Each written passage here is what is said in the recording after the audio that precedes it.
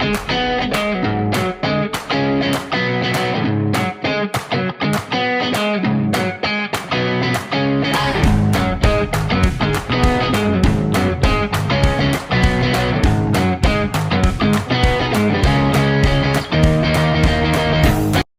evening po, Sir Hill. We are the group 1 po from Chinese General Hospital Colleges po. And my name is Nash po. And My name is Erica po. I'm Pia po. I am Pia. I'm Charles po. and now, sir, we will start po the interview na po. Sir, can you tell us a little bit about yourself po? I'm Sir Hill Rochalda. I graduated Bachelor of Secondary Education major in Physical Science. So technically, I am teaching for teaching Physics and Chemistry and Earth Science at Escuela de Sofia of Caloocan Incorporated. I've been in the teaching profession for almost a decade, maybe 11 years. And I graduated from University of Caloocan City. How can you describe your work experience po? My work experience for over 11 years, it's really a roller coaster since I experienced a lot of things that somehow improve my skills in terms of teaching. Tsaka yung EDSI kasi parang kumbaga within the vicinity of the North Caloocan, siya isa sa pinakamagandang school, if I can say that. Kaya somehow parang na-develop talaga yung teaching skills ko, the way how I manage the teachers, the way I craft my learning materials for the students. So yun, so parang for me it's a roller coaster kasi iba't iba yung experience ko bilang isang science teacher. What inspired you to pursue a career in teaching physical science? Maybe funny it may sound, pero the reason why I enrolled in Bachelor of Secondary Education major in Physical Science ay dahil nakita ko yung top 1 namin sa klase na nakapila sa science. Actually, scientific skills in my NCAE is the lowest percent na nakuha ko. Parang I think 56% ako. Okay naman sa English na pag-aaralan naman. Sa math, okay din naman sa numbers. Dash. Ang Filipino, AP, that's my favorite subject. TLE, life skills naman yun. Pero yung pinakamahirap or pinaka-challenging na subject sa akin ay science. That's the reason why I decided to enroll in science-related course, which is physical science. So nakita ko yung top 1 namin since the difference lang ng average namin. Medyo ano lang din siya, yun nga, nakakatawang pakinggan. Pero yung ano namin, yung top 1 namin is 88.25. Mas 88 ako.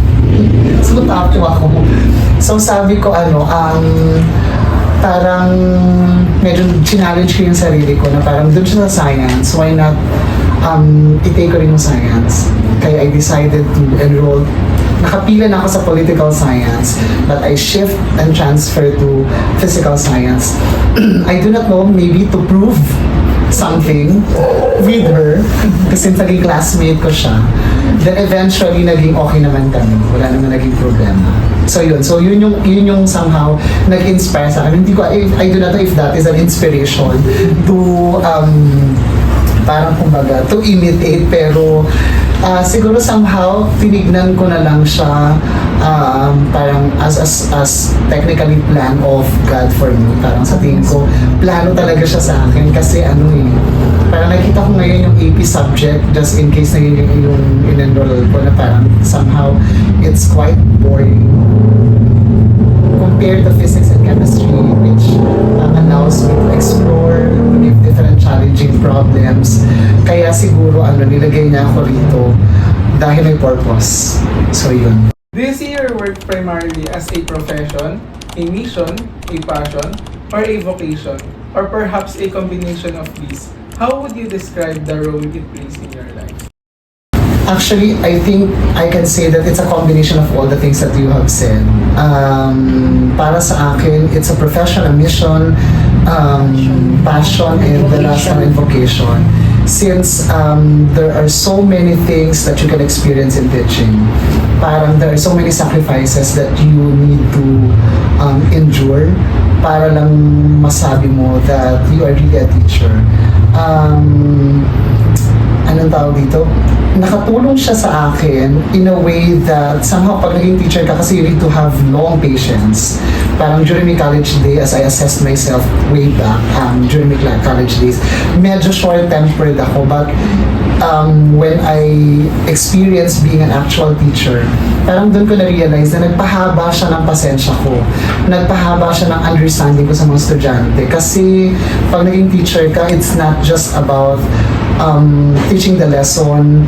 Parang you should also know how to inspire students. You should also know how to transform the lives of the students that you're handling. Kaya sa tingin ko, yung number one na influence sa akin ng teaching is the way how I understand people, the way how I respond to them, yung patience ko humaba. So yun siguro yung nakakatulong sa akin. What skills or knowledge do students gain from this program that are useful in real life? As I mentioned a while ago, wala akong scientific skills, technically, mathematical skills or logical skills way back nung high school ako, since hindi nga ako talagang magaling sa physics, especially sa physics. Chemistry medyo okay naman, pero in physics, talagang hate na hate ko yung subject na yun. Hindi ka man maniniwala, Nash, pero number one na hate ko sa lahat ng subject ko na tinake nung high school ay yung physics subject. But since pinili ko siya, I decided to enroll to that specific program ng college. It was really a challenge for me to pursue that program also. Yung skills siguro, yung knowledge na tutunan ko ay yung mathematical skills kasi I'm not really good sa math. Totally yung derivation, yung formulas, how to solve word problems. But since kinuha ko yung di ba, parang nakakatawa lang na hate na hate yung physics pero ang naging program by physical science. So yun yung sigurong yun yung siguro yung nabigay sa akin, yung mathematical skills.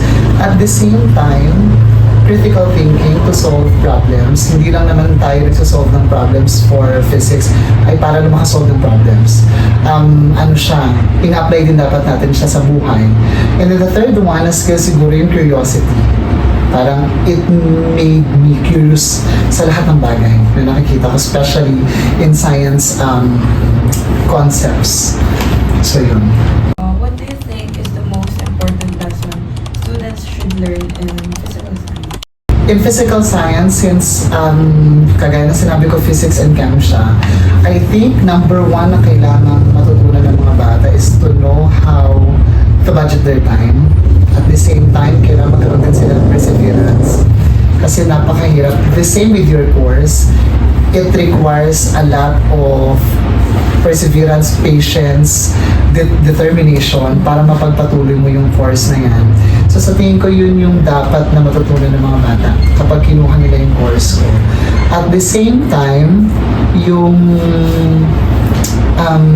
social skills nila, yung social, emotional skills na dapat meron sila. Kasi pag naging teacher ka, dapat you should know how to interact with others. You should understand kung saan sila nagagaling, you should understand kung yung mga bagay-bagay, yung mga dahilan, or yung mga underlying reasons kung bakit sila ganun. So, yun yung mga bagay na sa tingin ko dapat matutunan ng mga bata kapag kinuha na nila. How do you stay motivated and passionate about teaching year after year? Wala ng motivation. Joke lang. Bilang teacher, especially kapag tumatagal ka na sa teaching profession, it really consumes a lot of your time and energy.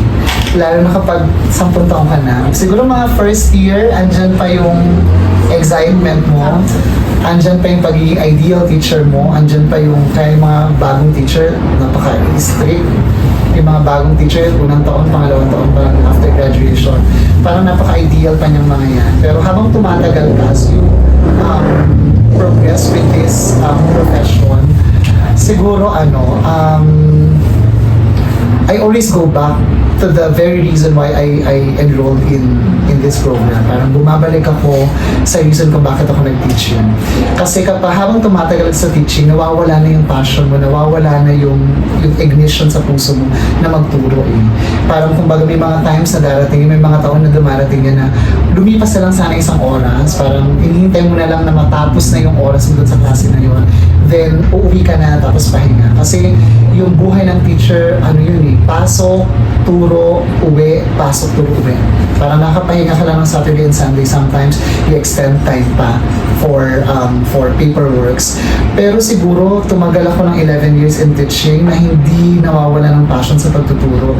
Dahil lagi kong binabalikan yung very reason kung bakit ako nag-edu, kung bakit ako nag-teacher. Para maka-inspire ng mga estudyante, para ma-transform yung buhay nila. At para makapag-produce din ng mga estudyante na mas magiging magaling pa sa akin in the future. Parang that's my principle in teaching. Dapat pag humarap yung mga estudyante ko sa akin in the near future, mas magaling na sila sa akin. What challenges have you faced as a The complexity of the lessons. You know naman, physics subject. I do not know kung meron kayong general physics at nag-STEM kayo. Pero yung complexity ng subject, yung kung paano mo papadaliin yung lesson sa mga bata, kung paano mo siya papadaliin in a way na yung perspective mo mahirap yung perspective mo sa lesson, pero paano mo mapapalect yun sa mga bata? Paano mo mata-transfer yung learning mo? Kasi may mga teachers na magaling sila mag-interpret ng problem. They know how to solve problems. They know how to execute the lesson, but they do not know how to transfer the learning. Hindi sila marunong magpaintindi ng lesson na tinuturo nila. May mga ganong klase ng teachers eh. So sa tingin ko, kailangan mo ng skill kung paano magiging simple yung mga complex na concept na ituturo mo. Parang yun yung nire-require ng program na yan. Since it's physics chem, parang kapag naging teacher ka niyan, dapat meron kang passion na mapadali mo yung mga lesson. Kasi kung hindi mo papadali yung mga lesson para sa mga bata, at kung ano lang yung level ng understanding mo, yun lang din yung pag-transfer mo sa kanila, hindi nila maintindihan. Sayang lahat ng effort mo, sayang lahat ng preparation na ginagawa para sa kanila.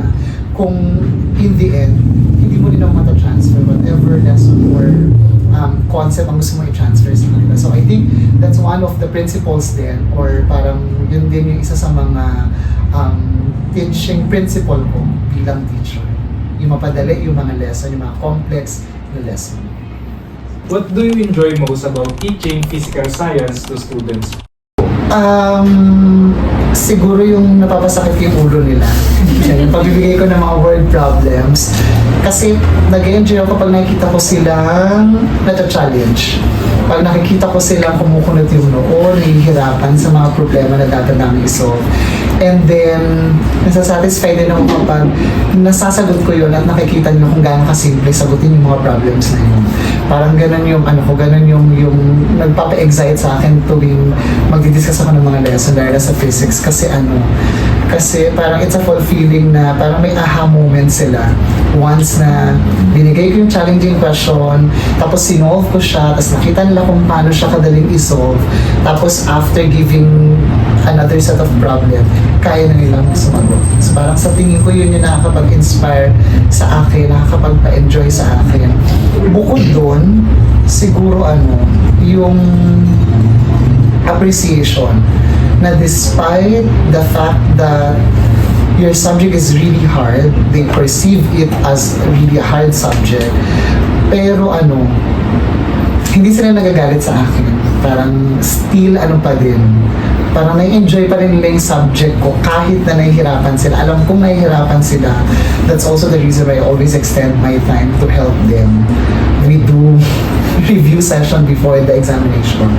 Pero yun, parang sa tingin ko kahit na minsan kinasuskulaman nila ako, sinusumpa nila ako sa mga oras na pinapasolve ko sila, ini-enjoy pa rin nila yung bawat araw na na-encounter nila yung subject. Parang sa tingin ko yun yung nakakapag-inspire sa akin, nakakapag-enjoy sa akin. What advice would you give to students who are considering a similar career? Think twice. Mag-isip muna. Kasi siguro yung physical science is different from general science. Kasi pag Bachelor of Secondary Education, major in general science, you are getting a little bit of everything. Parang kukuha ka ng konti sa chem, kukuha ng konti sa physics, kukuha ng konti sa earth science, sa biology. But in my case, since it's a physical science major, talagang rigorous yung kailangan na experience na mag-gain mo while taking that course. Sa tingin ko, one way para hindi ko alam kung ma-inspire ba yung mga estudyante na kumuha ng same course na meron ako. Sa tingin ko, para makapagpatuloy ka sa isang program, kasi siguro kahit sa ang program naman, kahit sa ang course naman, dapat mahal mo yung ginagawa mo. Gusto mo yung ginagawa mo. Kasi kapag hindi mo gusto yung ginagawa mo, kahit anong pilit mo dyan, sa dulo, maghahanap ka pa rin ng ibang way para ma-satisfy mo yung gusto mo, kung ano yung gusto mo. So para sa akin siguro dapat from the very beginning, gusto mo yung course. Yun yung sa tingin kong advice na pwede kong bigay sa mga mag-take ng course ko. Gusto mo talaga ng physics, gusto mo talaga ng chem. Although ironic mang pakinggan kasi ako hindi ko siya gusto. Di ba, parang unang mga answer ko, hindi ko siya gusto, pero dahil yun yung Waterloo ko noong high school ako, kaya yun yung pinili ko. Kasi gusto kong maging jack of all trades. Di ba, parang kung gusto kong maging magaling, walang specific na magaling ka. Dapat sa lahat, parang pwede ka. So parang sa tingin ko, for the case na mga magkukuha ng program na to, dapat gusto nila. Parang huwag nila akong gayahin na ganun yung path na tinungo ko. Parang sa tingin ko dapat kung ano yung gusto mo, yun yung kunin mo. Kasi hindi ka mauubusan ng reasons kung bakit ka magpapatuloy. Hindi ka mauubusan ng reasons kung bakit i-goal mo na makagraduate ka sa course na yun. Sa tingin ko yun yung number one advice na gusto kong ibigay sa mga magpaplano mag-take ng course na yun. At sa inyo din. So yun. So, sir, yan na po yung Yun end na. ng interview natin. Ang ganda po ng answers niya. Feel ko po ma-apply ko siya sa real I life. hope so. Mag-shift na po. Wag, okay yan. Nursing, di ba kayo Yes, nursing? oo. Sa nursing, okay naman yan. And then you will pursue it with medicine na. I hope so. We're not So bagay matagal pa yung first year, paano marami pa kayong may experience. So sana lang, sa kaya pag magkita-kita ulit tayo, sana soon,